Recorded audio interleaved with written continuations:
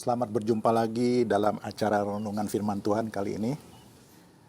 Dan kali ini saya akan tetap membawakan renungan tentang bahasa roh. Dasar Alkitabnya adalah di dalam Matius 28 ayat 19 sampai 20. Kenapa bahasa roh penting untuk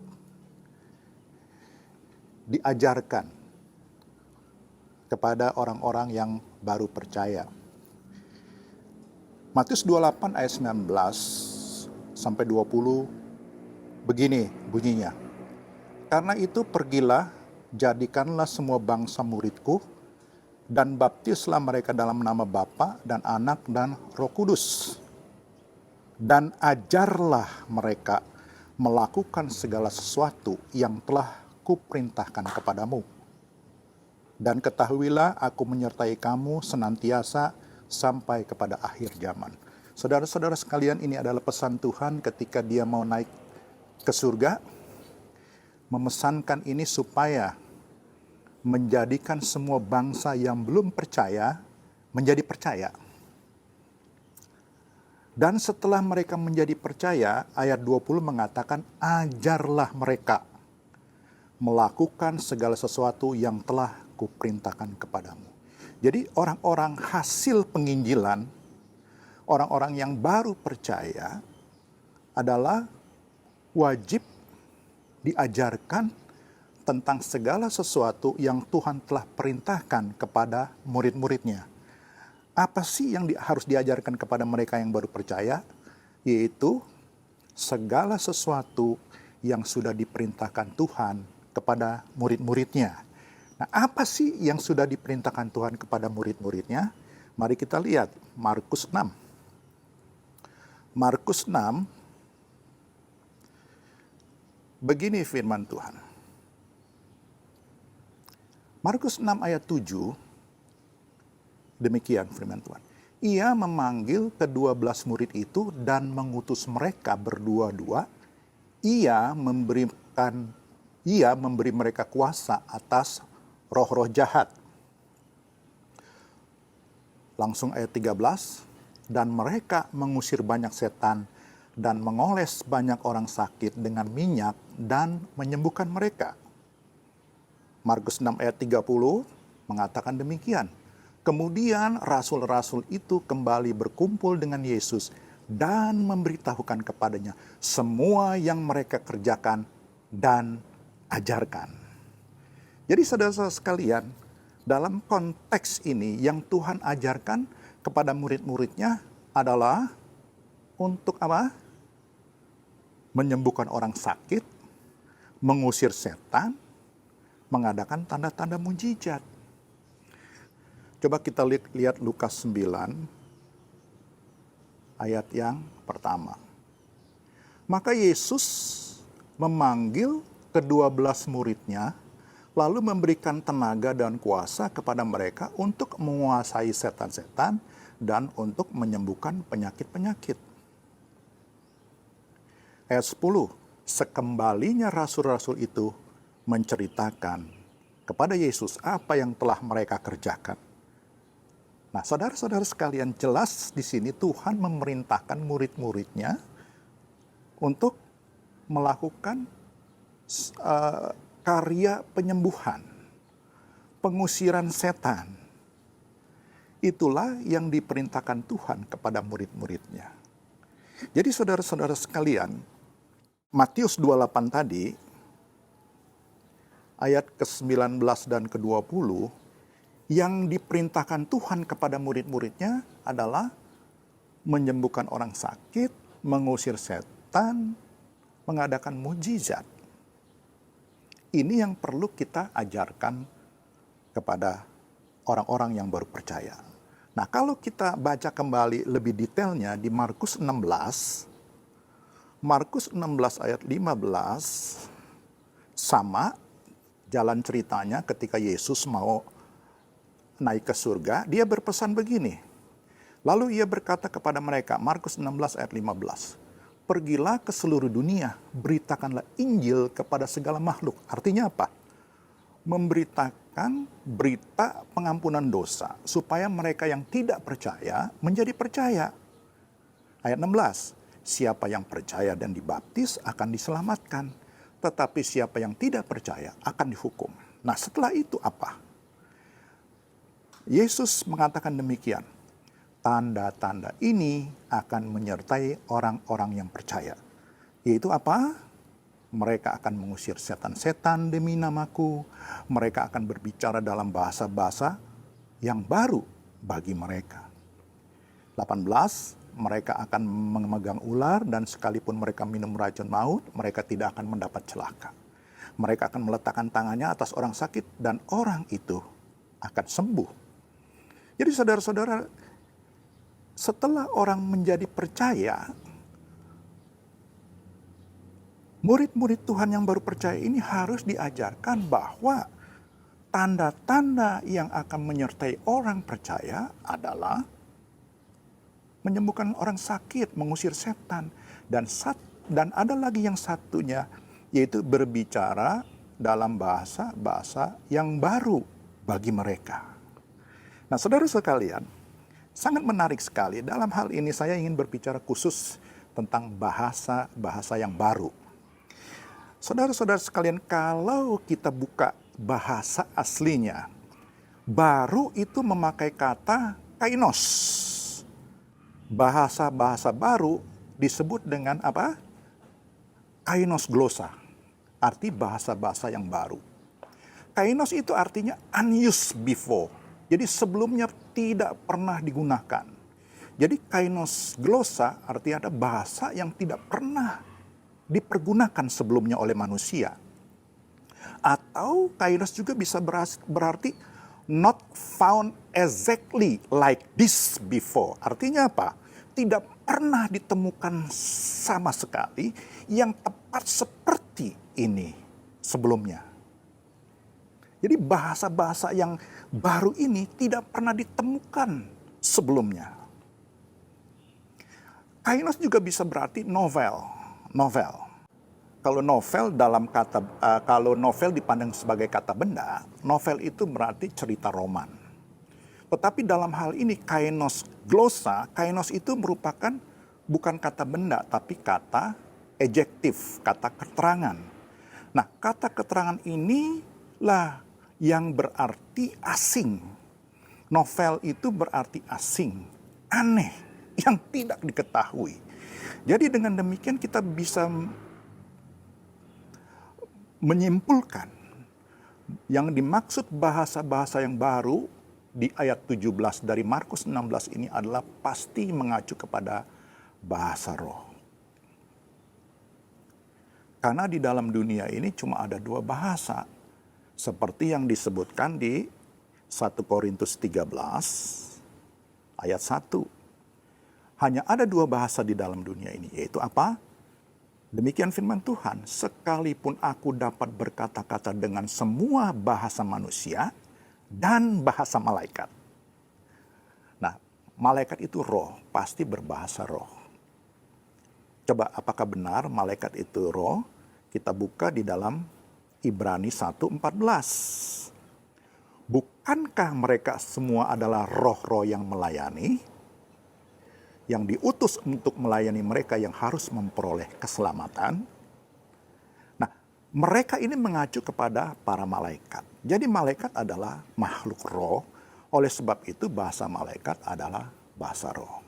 Nah, saudara-saudara sekalian, salah satu tugas daripada orang-orang percaya adalah mengajarkan bahasa roh kepada orang-orang yang baru percaya, kepada orang-orang yang baru diinjili. Nah, saudara-saudara sekalian, itulah sebabnya saya ingin mengajak kita untuk memperdalam apa itu sih, apakah bahasa roh itu adalah bahasa yang penting atau tidak. Apakah bahasa roh itu adalah karunia yang tidak dianggap penting. Apakah bahasa roh itu sudah hilang, sudah lenyap, dan sebagainya. Nah, dalam konteks ya, apakah bahasa roh itu sudah hilang? Apakah benar seperti itu? Mari kita baca di dalam 1 Korintus 12 1 Korintus 12 ayat ke-28. Apakah benar bahasa roh itu sudah hilang? Atau sudah lenyap? 1 Korintus 12 ayat 28 mengatakan demikian. Dan Allah telah menetapkan beberapa orang dalam jemaat. Jemaat ini konteksnya adalah tubuh Kristus. Pertama, sebagai rasul. Kedua, sebagai nabi. Ketiga, sebagai pengajar. Selanjutnya, mereka yang mendapat karunia untuk mengadakan mujizat, untuk menyembuhkan orang, untuk melayani, untuk memimpin, dan untuk berkata-kata dalam bahasa roh. Jadi saudara sekalian, Allah telah menetapkan apa yang ditetapkan Allah tidak boleh dihilangkan oleh manusia, kecuali Allah sendiri yang menghilangkan. Menetapkannya di mana? Dalam jemaat. Dalam perkumpulan orang-orang percaya. Di mana di dalam setiap perkumpulan orang percaya pasti ada jabatan kerasulan atau karunia kerasulan. Pasti ada jabatan nabi atau karunia kenabian. Atau ada jabatan sebagai guru atau karunia mengajar. Atau juga mengadakan mujizat, menyembuhkan, melayani, dan bahasa-bahasa roh. Jadi segala sesuatu yang ditetapkan Allah tidak boleh kita hilangkan semau kita. Dan saya percaya di dalam setiap jemaat Allah, di gereja manapun, saya percaya Allah sudah menetapkan orang-orang yang mempunyai karunia-karunia sebagai nabi, rasul, pengajar, yang mengadakan pelayanan mujizat, menyembuhkan, bahkan untuk melayani berkata-kata dalam bahasa roh. Cuma mungkin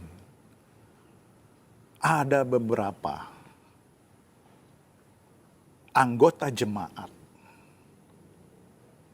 di dalam suatu jemaat tertentu yang sebenarnya mereka rindu untuk berbahasa roh, yang sebenarnya mereka mempunyai karunia berbahasa roh.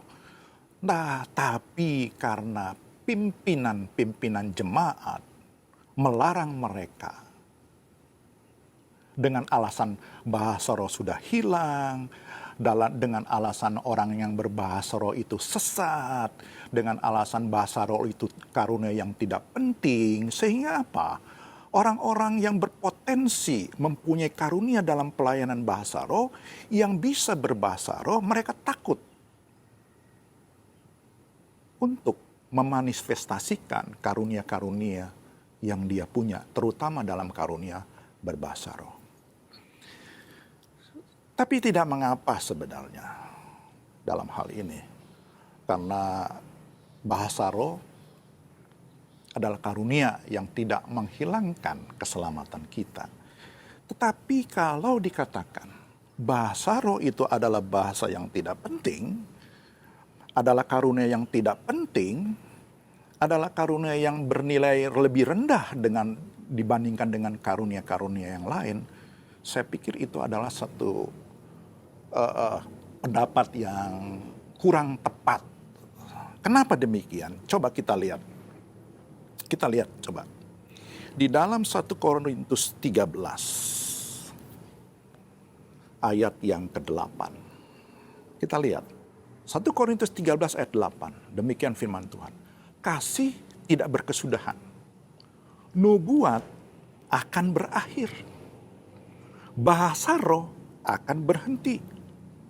Pengetahuan akan lenyap. Saudara perhatikan. Nubuat akan berakhir. Pengetahuan akan lenyap. Artinya berakhir itu sudah tidak ada lagi. Lenyap itu sudah tidak ada lagi. Karena apa? Dalam bahasa aslinya, berakhir dan lenyap dikatakan dengan menggunakan kata katargeo. Jadi nubuat itu akan katargeo. Pengetahuan pun akan katargeo. Artinya hilang, lenyap. Abolis dalam bahasa Inggrisnya. Tetapi yang menarik adalah bahasa roh itu akan berhenti. Cuma berhenti, tidak dikatakan lenyap, tidak dikatakan berakhir, tapi berhenti. Saudara sekalian, kalau kita lihat berhenti, itu diterjemahkan dalam bahasa aslinya adalah apa? Pausontai. Dari kata pausontai itu kita mengenal kata pause dalam bahasa Inggrisnya yang berarti apa? Temporary stop in speech or action.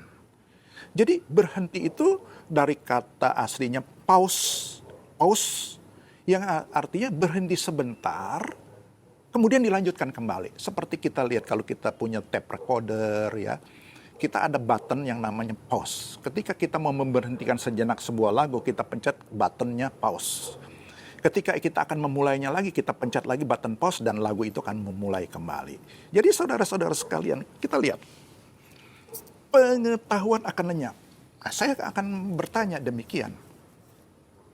Kita baca dulu ayat 9, ayat 10-nya dulu. 1 Korintus 13 ayat 10. Tetapi jika yang sempurna tiba, maka yang tidak sempurna itu akan lenyap. Nah, kita sepakat ini ya. Sempurna, jika yang sempurna tiba, maka yang tidak sempurna itu akan lenyap. Nah, sekarang pertanyaannya adalah apa? Pengetahuan itu sempurna nggak?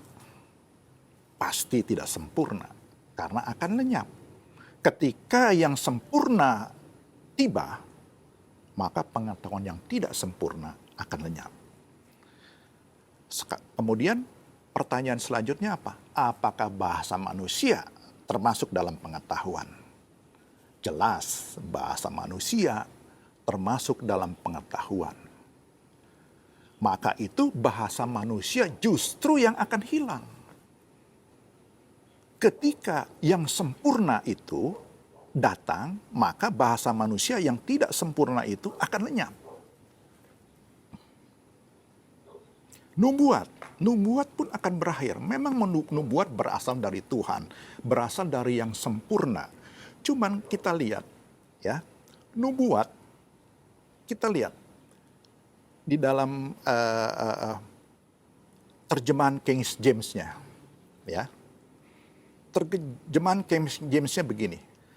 1 Korintus 13 ayat 9. For we know in part and we prophesy in part. Artinya apa? Kita berpengetahuannya itu sebagian-sebagian. Pengetahuan kita itu sebagian-sebagian, makanya tidak sempurna. Maka itu akan lenyap. Demikian juga dengan nubuat. Nubuat kita terima itu sebagian-sebagian, tidak full sempurna dari Tuhan. Makanya walaupun nubuat itu berasal dari roh, itu juga tidak sempurna karena kita menerimanya tidak sepenuhnya, sebagian-sebagian. In part, kalau King James menerjemahkannya. Lalu bagaimana dengan bahasa roh? Apakah bahasa roh juga sempurna? Bahasa roh itu sempurna, saudara sekalian. Karena berasal juga dari Allah. Nah, cuma kita mengatakannya dengan tidak sempurna. Kita mengatakan bahasa roh dengan mulut jasmani ini tidak sempurna. Tapi bahasanya itu sendiri, yaitu bahasa roh itu sendiri, adalah sempurna. Kenapa demikian? Sebab bahasa roh tidak akan lenyap, tidak akan berakhir, cuman pause, berhenti sebentar, dan akan dilanjutkan. Nah, dalam konteks kita mengucapkannya tidak sempurna, Rasul Paulus menggambarkannya seperti ini, di ayat 11. Ketika aku kanak-kanak, aku berkata-kata seperti kanak-kanak. Nah, jadi Paulus mengumpamakan kita yang berbahasa roh itulah seperti kanak-kanak. Seperti kanak-kanak. Coba bahasa aslinya kanak-kanak itu apa sih? Bahasa asli kanak-kanak itu adalah nepios. Nepios. Yaitu bayi. Di dalam 1 Korintus 3 ayat 1, Paulus mengatakan demikian. Dan aku saudara-saudara pada waktu itu tidak dapat berbicara dengan kamu seperti dengan manusia rohani, tetapi hanya dengan manusia duniawi yang belum dewasa dalam Kristus. Dan dewasa ini diterjemahkan dalam bahasa aslinya nepios, yaitu bayi. Nah, saudara-saudara sekalian, jadi kita yang masih memakai manusia duniawi ini, kalau kita sebut manusia duniawi, pasti mengacu kepada daging.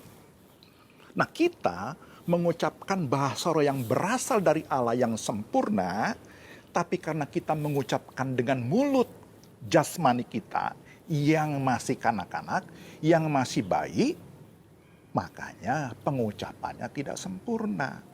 Seperti yang digambarkan oleh Rasul Paulus di dalam ayatnya yang ke-11, yaitu 1 Korintus 13 ayat 11.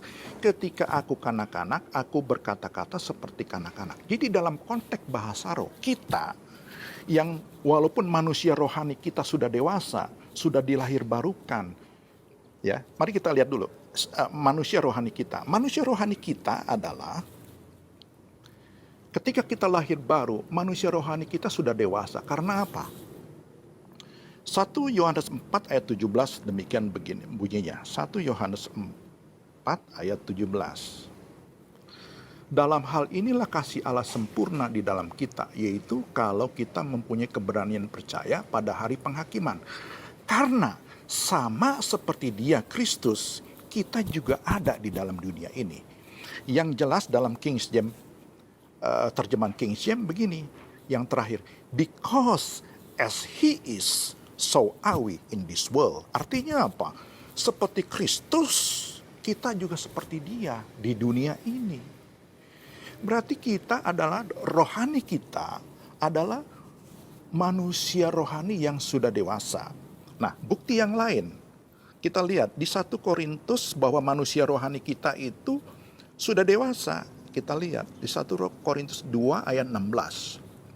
Sebab siapakah yang mengetahui pikiran Tuhan sehingga ia mendapat menasihati Dia? Tetapi kami memiliki pikiran Kristus. Saudara sekalian lihat, kami yang disebutkan Rasul Paulus ini mengacu kepada manusia rohani kita yang mempunyai pikiran Kristus. Pikiran roh, bukan pikiran jasmani. Jadi saudara-saudara sekalian, kita balik lagi ke 1 Korintus 13 tadi ayat 11. Kita yang masih mengenakan tubuh jasmani ini mengucapkan bahasa roh yang sempurna itu seolah-olah seperti bayi yang mengucapkan bahasa kita Indonesia. Bahasa Indonesianya dalam konteks bahasa manusia misalnya. Bahasa Indonesia itu bahasa sempurna bagi kita yang dewasa. Bagi bayi pun sempurna. Tetapi mengucapkannya bayi tidak sempurna. Bayi cuma bisa mengatakan apa? Cuma bisa mengatakan bahasa Indonesia itu atau bahasa-bahasa yang lainnya sepanjang bahasa manusia dengan cara apa? Dengan 2 kata aja, menangis atau tertawa. Cuma itu, menangis adalah bentuk daripada bahasa, tertawa pun bentuk daripada bahasa. Ketika pampersnya basah karena ngompol, dia menangis. Artinya apa? Dia mau minta diganti popoknya. Ketika dia lapar, dia juga menangis. Karena apa? Karena mau minta makanan, minta susu.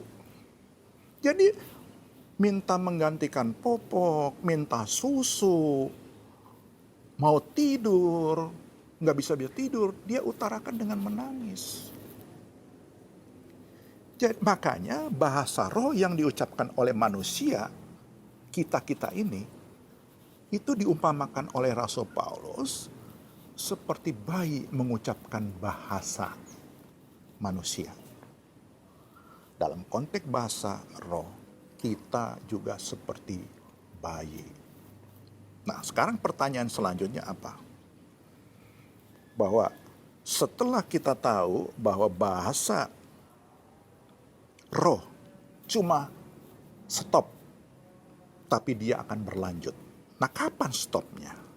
Kapan berhentinya bahasa roh itu? Mari kita lihat. Ayat 12, demikian firman Tuhan. Karena sekarang kita melihat dalam cermin suatu gambaran yang samar-samar, tetapi nanti kita akan melihat muka dengan muka. Jadi ketika Tuhan Yesus datang yang kedua kali, itulah saatnya bahasa roh berhenti. Ketika kita bisa melihat muka dengan Kristus, saat itulah bahasa roh berhenti. Sekarang pertanyaan selanjutnya. Berapa lama berhentinya? Berapa lama bahasa roh itu berhenti? Nah, saudara-saudara, dalam konteks kita melihat Kristus muka dengan muka, jawabannya adalah kapan? Pertanyaannya adalah kapan kita melihat muka dengan muka? Yaitu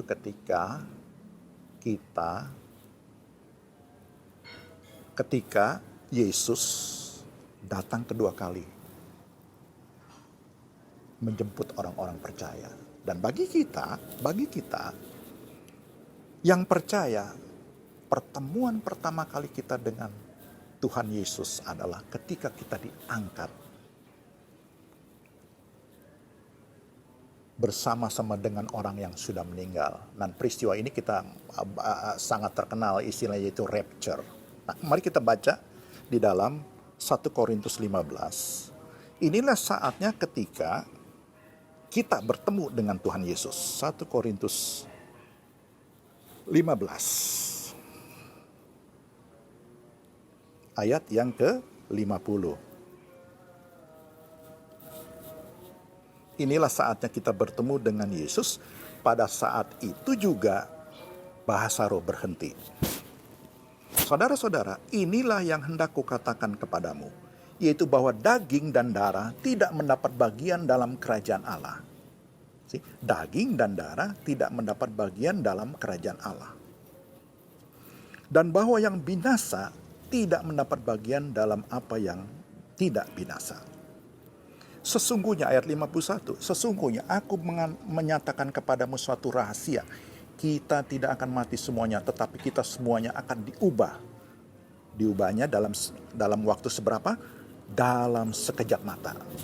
Kita akan diubah dalam sekejap mata, ayat 52. Pada waktu bunyi nafiri yang terakhir, sebab nafiri akan berbunyi dan orang-orang mati akan dibangkitkan dalam keadaan yang tidak dapat binasa dan kita semua akan diubah. Nah, saudara, apa yang terjadi ketika kita terjadi pengangkatan? Kita diubah. Apanya yang diubah? Roh kita sudah diubah, sudah jadi lahir baru. Satu-satunya yang belum lahir baru adalah daging kita. Jadi yang diubah apa? Tubuh jasmani kita. Kemudian memakai tubuh kebangkitan. Saat itulah kita menjadi dewasa. Saat itulah kita menjadi dewasa di dalam Tuhan. 1 Korintus 3 ayat 1.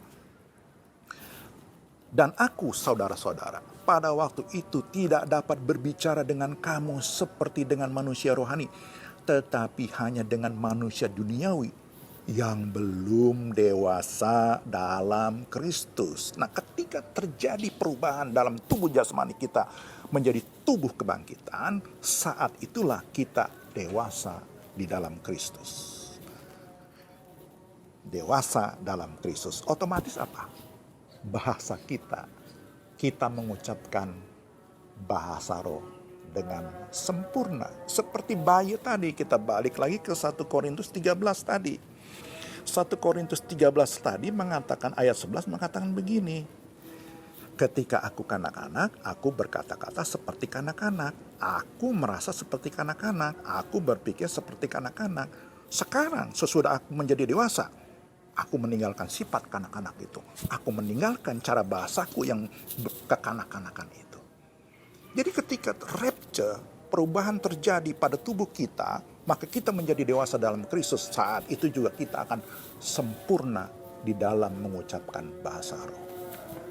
Nah, sekarang pertanyaannya tadi, berapa lama berhentinya? Berhentinya bahasa roh itu sama dengan perubahan tubuh kita dari tubuh jasmani menjadi tubuh kebangkitan. Nah, itu berapa lama? Kita balik lagi. 1 Korintus 15 ayat yang ke-52. Saya baca dari 51. Sesungguhnya aku menyatakan kepadamu suatu rahasia, kita tidak akan mati semuanya, tetapi kita semuanya akan diubah. Diubah dalam berapa lama? Sekejap mata. Kalau kita lihat bahasa aslinya sekejap mata itu adalah atomos. Artinya apa? Split second. Antara detik pertama dengan detik kedua tidak bisa dibagi. Undivisible second. Menit pertama dengan menit kedua tidak dapat dipisahkan, tapi berbeda. Hanya nano second. Sehingga perbedaan itu tidak dapat dibedakan, tapi berbeda. Jadi saudara sekalian, bahasa roh akan berhenti hanya sebentar saja. Ketika perubahan terjadi pada tubuh kita dari tubuh jasmani menjadi memakai tubuh, kemudian kita memakai tubuh kebangkitan, saat itulah kita dari bayi rohani menjadi dewasa rohani di dalam Kristus secara sempurna. Jadi saudara-saudara sekalian, bahasa roh tidak hilang. Bahasa roh tidak lenyap. Bahasa roh cuma berhenti sebentar.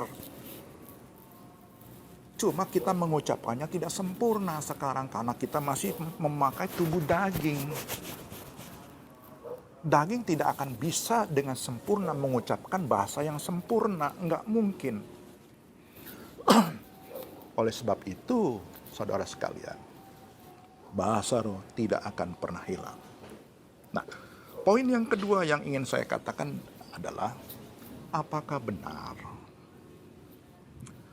orang yang tidak mempunyai karunia bahasa roh itu tidak bisa berbahasa roh? Saya mau memperumpamakan seperti ini ya saudara sekalian. Ketika saya belajar di sekolah,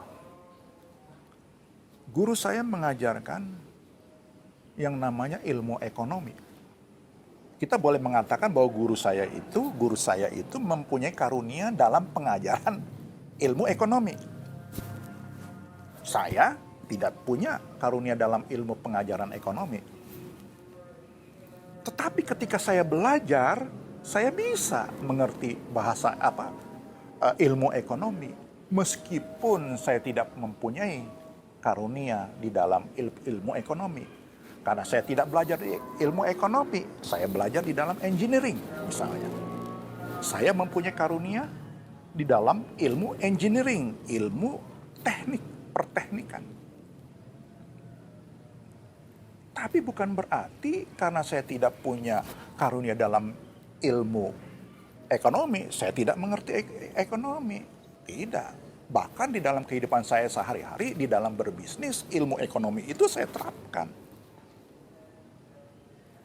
Jadi saudara-saudara sekalian, kalau dalam konteks 1 Korintus 13 ini yang kita baca, 1 Korintus 12 ini kita baca coba ya.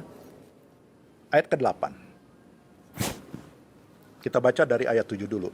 Tetapi kepada tiap-tiap orang dikaruniakan pernyataan roh untuk kepentingan bersama.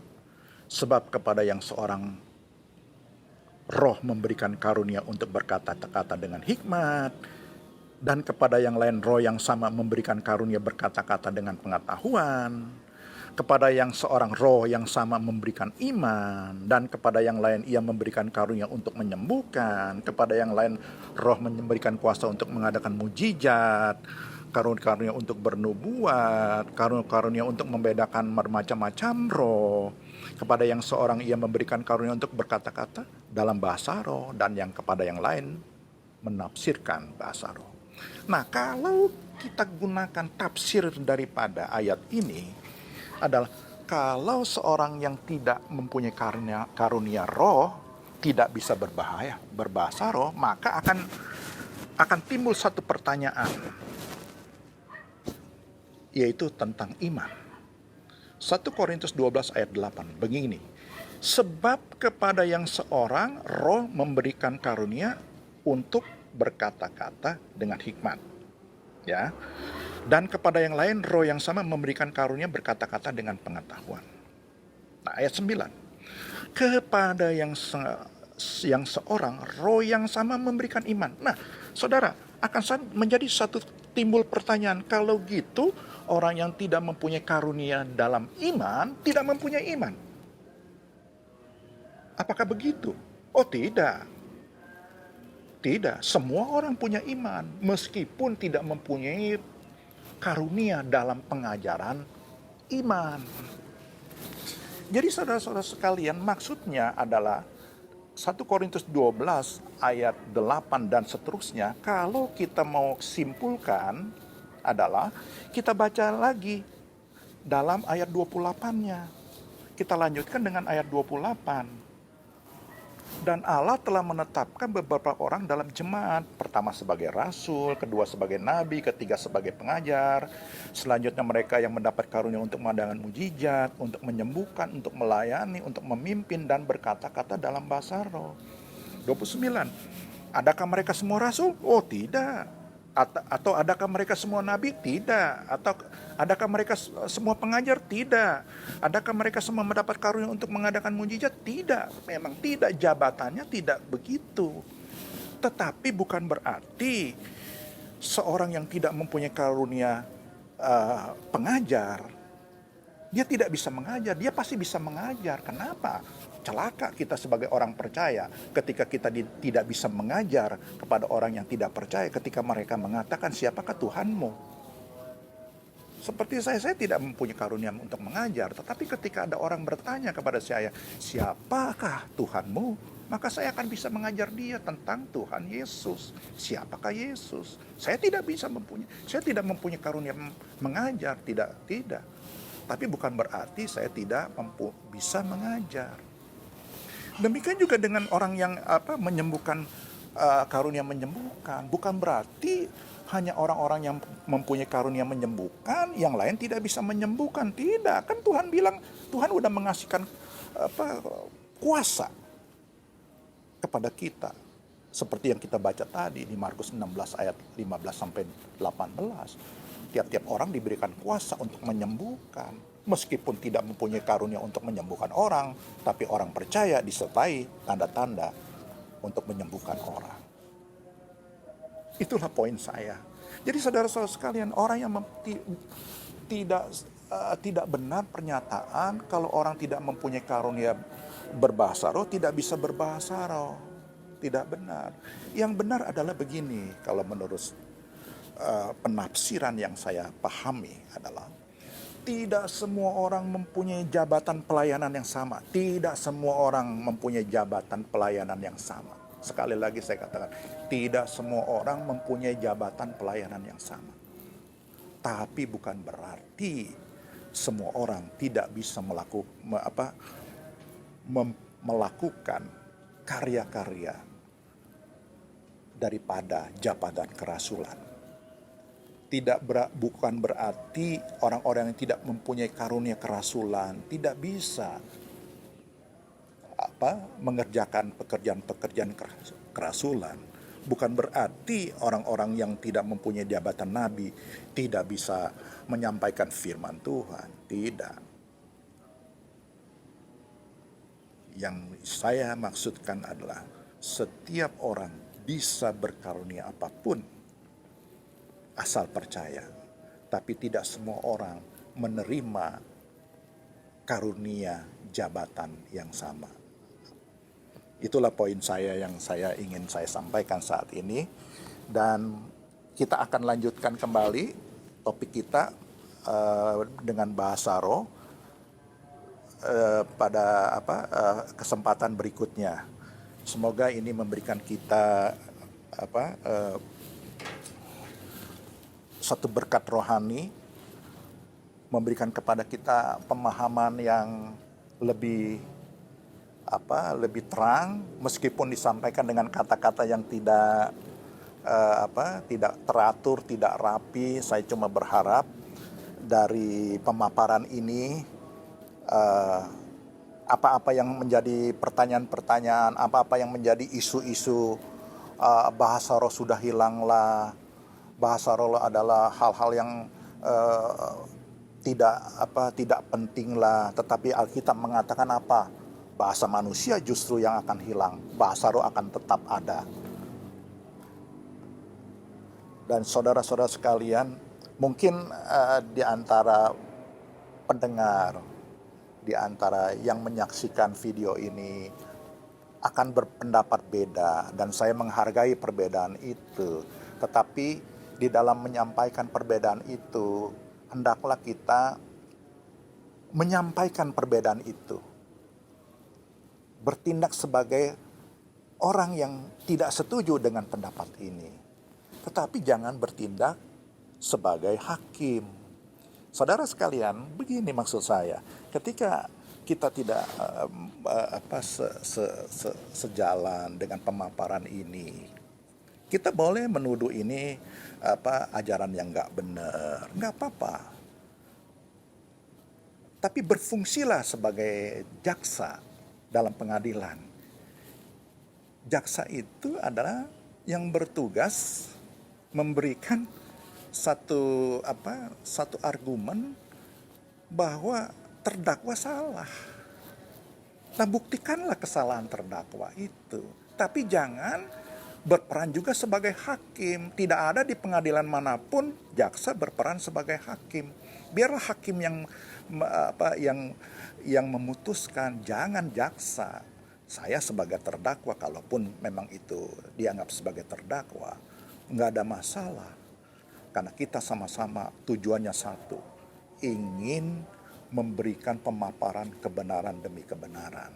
Itu saja yang ingin saya sampaikan, dan sampai jumpa lagi dalam topik yang sama, tapi dalam subtopik yang berbeda. Tuhan memberkati.